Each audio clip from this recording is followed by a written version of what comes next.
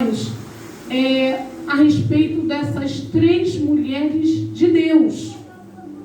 Mas como é que elas chegaram a estar registradas aqui na genealogia? Então eu vou trabalhar cada uma dessas mulheres que fazem parte da genealogia que está aqui em Mateus. Então vamos lá para iniciar lá em Gênesis 38, que vai falar de Tamar.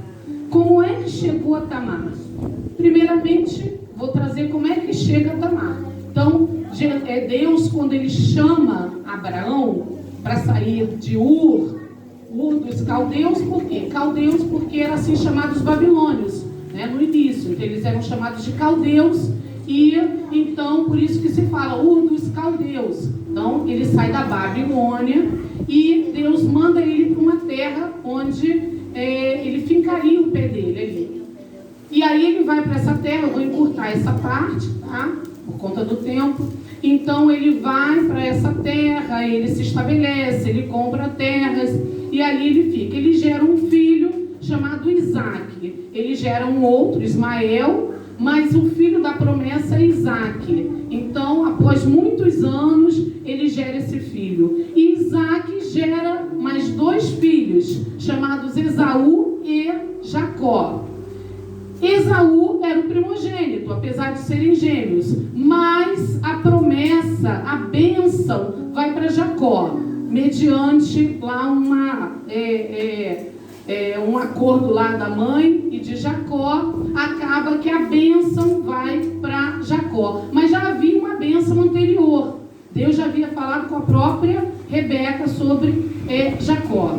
Ele ele teve que fugir, né, por conta de Esaú, que pegou a primogenitura dele e tal, então ele foge. Tá? Estou encurtando a história, muitos conhecem essa história. E aí Jacó tem 12 filhos. Esses 12 filhos ele tem com suas 2 esposas, que são irmãs, e mais 2 servas, cada uma das esposas. Então ele tem 6 filhos com Lia e 2 filhos com a serva de Lia. Mas aí ele tem 2 filhos com Raquel e mais 2 filhos com a serva de Raquel.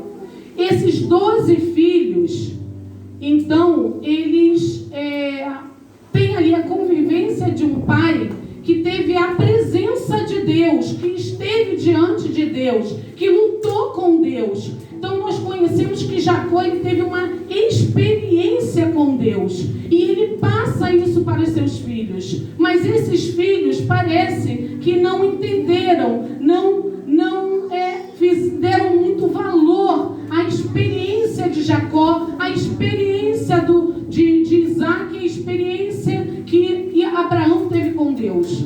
Então nesse momento, um dos filhos de Jacó, ele vai para uma terra onde tinha um povo pagão, e ali ele se casa com uma moça. Ele depois tem 3 filhos com ela, e esses filhos, o mais velho, então ele precisa casar esse filho mais velho. E aí ele arruma uma esposa, né, ali no meio daquela terra, daquele povo, e essa menina se chama Tamar.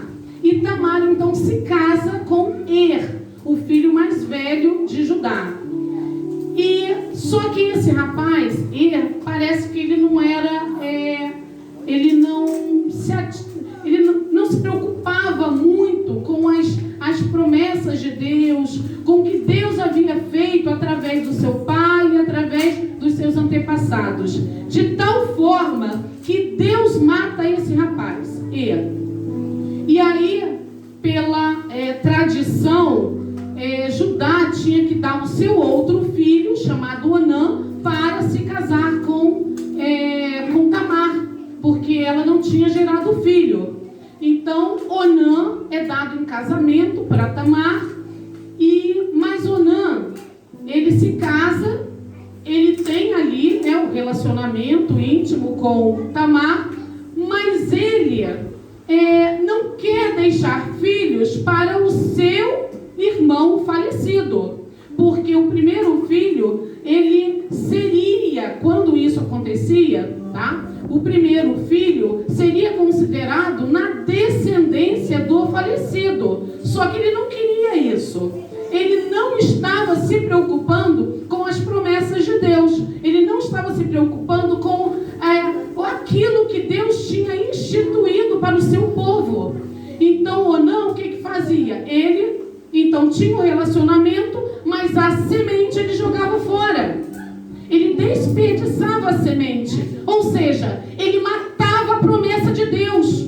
Onã estava matando a promessa de Deus. Onã estava recusando a prosseguir a promessa que Deus havia feito lá para Abraão. Agora, essa moça, que era uma moça de um povo pagão, um povo que adorava deuses, ela, quando vai para a família de Judá, ela então passa a conhecer a história desse povo. Ela entende quem é que estava acima deste povo, quem é que tinha chamado esse povo. Ela começa a conhecer Deus e gera nela uma fé extraordinária, porque ela absorve a promessa de Deus que o próprio povo não tinha absorvido. Ela entende que Deus fez uma promessa a Abraão de que a sua descendência seria grande, ele faria uma grande nação. Mas os filhos de Jacó não estão entendendo isso. Os filhos de Jacó não estão se preocupando com isso. Mas esta moça Jacó, essa moça Tamar, ela se preocupa com isso. E ela quer ter um filho que faz parte do povo de Deus, um filho que vai fazer parte das promessas de Deus. Então, ela fica viúva novamente, porque Onã é morto por Deus. E aí seu sogro, Judá, fala para ela: olha, vai para sua casa, vai para a casa dos seus pais, se veste com as vestes de viúva e deixa-se lá crescer, porque ele ainda é muito novo. Quando ele crescer, aí eu volto aqui e dou ele em casamento para você. E assim aconteceu. Ela obedeceu. Ela foi para a casa dos seus pais e ali ela ficou vestida de viúva. Só que